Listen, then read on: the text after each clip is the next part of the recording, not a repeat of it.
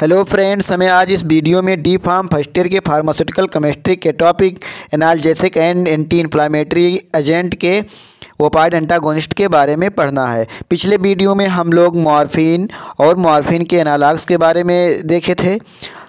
आज हमें मॉर्फिन के ओवरडोज के कारण जो पॉइजनिंग होती है उस पॉइजनिंग को ठीक करने के लिए एंटागोनिस्ट दिया जाता है। तो आज हमें उसी ओपाइड एंटागोनिस्ट के बारे में पढ़ना है। तो आइए वीडियो स्टार्ट करते हैं।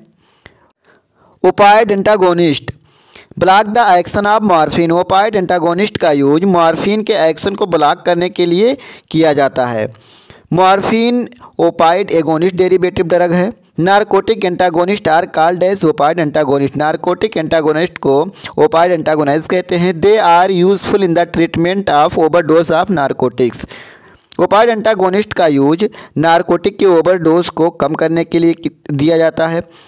नारकोटिक्स ड्रग लाइक मॉर्फिन को अगर हम देखें तो जो मॉर्फिन के ओवरडोज लेने के कारण पॉइजनिंग होती है उस पॉइजनिंग को ठीक करने के लिए यानी एब्यूजिव पर्सन को ठीक करने के लिए ओपाइड एंटागोनिस्ट का यूज किया जाता है। Narcotic antagonist are competitive against at opioid receptor. Narcotic antagonist ये opioid receptor mu kappa delta जो कि ये ओपाइड रिसेप्टर है इनके साथ में कंपटीशन करता है और ये फिर म्यू कापाइन डेल्टा रिसेप्टर से बाइंड करके अपना एक्शन शो करता है।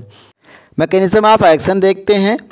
ओपाइड एंटागोनिस्ट का मैकेनिज्म ऑफ एक्शन देखने से पहले हम पिछले वीडियो में ओपाइड एगोनिस्ट का मैकेनिज्म ऑफ एक्शन देखे थे, उसको रिवाइव कर लेते हैं। ओपाइड एगोनिस्ट का जब मैकेनिज्म ऑफ एक्शन पढ़े थे तो उसमें क्या देखे थे कि मॉर्फिन ओपाइड रिसेप्टर के साथ में बाइंड होकर के जी प्रोटीन को एक्टिवेट कर देता था। जब जी प्रोटीन एक्टिवेट हो जाता था तो ये एडेनल साइक्लेज एंजाइम को इनहिबिट कर देता था और जब एडेनल साइक्लेज एंजाइम इनहिबिट हो जाता था तो ये एटीपी को सीएएमपी में कन्वर्ट कर देता था और सीएमपी को डिक्रीज कर देता था। जब सीएमपी डिक्रीज हो जाता था जो कैल्शियम का जो रिलीज था वो इनहिबिट हो जाता था। जब कैल्शियम का रिलीज इनहिबिट हो जाएगा तो जो एक्सोसाइटोसिस का प्रोसेस था वो रुक जाता था जिससे न्यूरोट्रांसमीटर अपने पोस्ट साइटोप्लाज्मिक लेवल पे बाइंड नहीं कर पाते थे। एक्सोसाइटोसिस का मतलब है डिक्रीज रिलीज ऑफ न्यूरोट्रांसमीटर। तो जब एक्सोसाइटोसिस नहीं होता था तो जो न्यूरोट्रांसमीटर का रिलीज था वो रुक जाता था जिससे न्यूरोट्रांसमीटर पोस्ट साइनेप्टिक लेवल पे बाइंड नहीं हो पाते थे। उधर क्या होता था कि ये पोटेशियम के ओपनिंग को प्रमोट करता था, उसके ओपनिंग को बढ़ा देता था जिससे मेम्ब्रेन का हाइपरपोलराइजेशन होता था और ये अपना एक्शन शो करता था। लेकिन ओपाइड एंटागोनिस्ट में क्या होगा देखते हैं। Narcotic antagonist are classification of drug which block the euphoric and all others effect of opiate. Narcotic antagonist ये यूफोरिक इफेक्ट को और अदर ओपिएट इफेक्ट को ये ब्लॉक कर देता है। Narcotics antagonist are structurally similar to morphine, hence they act by competing the same receptor site. Narcotic antagonist ये structurally morphine के सिमिलर होते हैं इसलिए ये ओपाइड रिसेप्टर के साथ में कंपटीशन करके बाइंड करते हैं। Opioid receptor are G protein coupled receptor. Opioid receptor ये जी प्रोटीन कपल्ड रिसेप्टर होते हैं। So opioid antagonist bind to opioid receptor mu kappa and delta with high affinity that agonist and or rapidly displace opioid bond molecule but fail to initiate receptor mediated activity। ये ओपाइड antagonist ये morphine की तरह होता है, उसके structure के समान ये होता है इसलिए ये ओपाइड रिसेप्टर के साथ में बाइंड करता है क्योंकि इसकी जो एफिनिटी होती है इसका जो लगाव होता है यानी बाइंडिंग कैपेसिटी होती है वो ओपाइड एगोनिस्ट से ज़्यादा होती है। इसलिए ये ओपाइड बॉन्ड मॉलिक्यूल को यानी जो ओपाइड एगोनिस्ट होते हैं उनको वहाँ से डिस्प्लेस कर देगा और वहाँ उसके जगह पे खुद बाइंड होकर के ये अपना एक्शन शो करेगा। But fail to initiate receptor mediated activity. ये बाइंड तो हो जाएगा क्योंकि ये मॉर्फिन के सिमिलर स्ट्रक्चरली ये सिमिलर है, ये बाइंड तो हो जाएगा लेकिन ये ओरिजिनल ओपाइड एगोनिस्ट की तरह एक्शन शो नहीं करेगा। They are useful in treating overdose of narcotics. और ये जब बाइंड हो जाएगा तो जो ये नारकोटिक का ओवरडोज है यानी मॉर्फिन का जो ओवरडोज है उस ओवरडोज को ये कम करेगा। स्ट्रक्चर के अकॉर्डिंग मैकेनिज्म ऑफ एक्शन देखते हैं ओपाइड एंटागोनिस्ट का। स्लाइड पे एक डायग्राम शो रहा है उसमें देखते हैं जब ओपाइड एगोनिस्ट ओपाइड रिसेप्टर के साथ में बाइंड करता है। तो ये सिंपल डायग्राम है। तो ये अपना एक्शन शो करता है। लेकिन जब ओपाइड टॉक्सिसिटी क्या होती है, यानी जो ओपाइड एगोनिस्ट है वो ओपाइड रिसेप्टर के साथ में बाइंड करेगा, लेकिन ओवरडोज होने के कारण ओपाइड टॉक्सिसिटी होगी, यानी ये नारकोटिक पॉइजनिंग होगी। तो इसी को ठीक करने के लिए हम ओपाइड एंटागोनिस्ट देते हैं।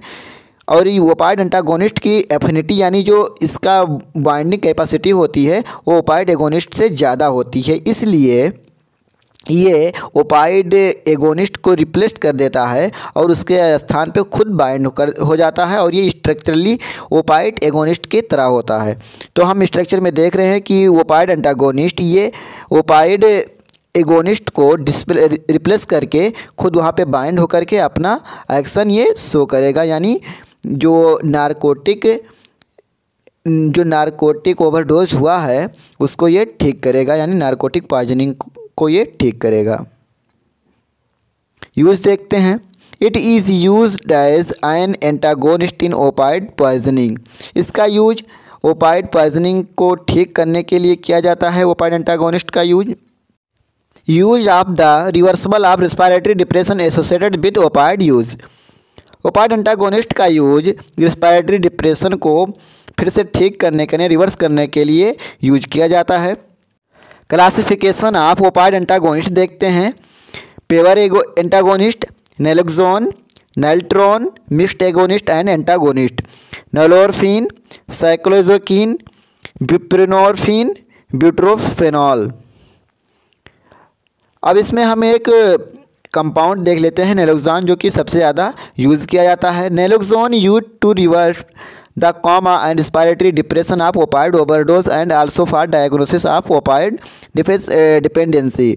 नैलोक्सोन का यूज कॉमा रिस्पायरेटरी डिप्रेशन को रिवर्स करने के लिए और ओपाइड का ओवरडोज कम करने के लिए किया जाता है। और नैलोक्सोन का यूज ओपाइड डिपेंडेंसी यानी जो ओपाइड का यानी मॉर्फिन का यूज़ कर रहे हैं वो उस पर डिपेंड हो जाते हैं, उसको डिपेंडेंसी को ठीक करने के लिए नैलोक्सोन का यूज किया जाता है। Naloxone is a competitive against at mu kappa and delta receptor. Naloxone ये mu kappa and delta receptor के साथ में कंपटीशन करके बाइंड होता है और अपना एक्शन शो करता है। With 10-fold higher affinity for receptor than for kappa and mu receptor. Naloxone की जो अफिनिटी होती है यानी बाइंडिंग कैपेसिटी होती है वो 10 गुना होती है म्यू एंड कापा रिसेप्टर के साथ। इसका ब्रांड नेम्स देखते हैं। नैलोक्सोन, नैलोन, इफ्जो, कैलोक्सडो, इसका ब्रांड नेम है नैलोक्सोन का। प्रॉपर्टीज़ देख लेते हैं नैलोक्सोन का। It is solid and crystalline powders. Molecular weight 327.4 ग्राम पर मोल है। Molecular formula C19H21NO4। melting point 177 degree centigrade. It is soluble in water and dilute acid, slightly soluble in alcohol, practically insoluble in ether, chloroform। इसका storage देखते हैं। It is stored at room temperature and protect from light. इसको room temperature पे store करना चाहिए और light से protection provide करना चाहिए। यूज देखते हैं नैलोक्सोन का। Naloxone is use to reverse coma and respiratory depression of opioid overdose. Naloxone respiratory depression और कोमा को रिवर्स कर देता है, यानी पहले जैसा कर देता है, और ओपाइड ओवरडोज को भी ये ठीक करता है, यानी ओपाइड जो पॉइजनिंग होती है उसको ओपाइड एंटागोनिस्ट ठीक करता है। Within 30 second of intravenous injection of naloxone the respiratory depression and coma characteristic of high dose of heroin are reversed, causing the patient to be revive and alert. Naloxone को intravenous देने पर ये 30 second में अपना action show करता है और respiratory depression और कोमा को रिवर्स करके यानी पहले जैसा कर देता है। और ये हेरोइन का हाई डोज होता है, उस हाई डोज को ये ठीक करें रिवर्स करके पेशेंट को रिवाइव यानी पुनः ठीक करके अलर्ट कर देता है, यानी पहले जैसा कर देता है ये, अगर हम नैलोक्सोन को इंट्रावेनस देते हैं तो। अब इस वीडियो में इतना ही। अब मिलते हैं अगले वीडियो में। अगर वीडियो पसंद आया हो तो वीडियो को लाइक कीजिए और चैनल को सब्सक्राइब कीजिए।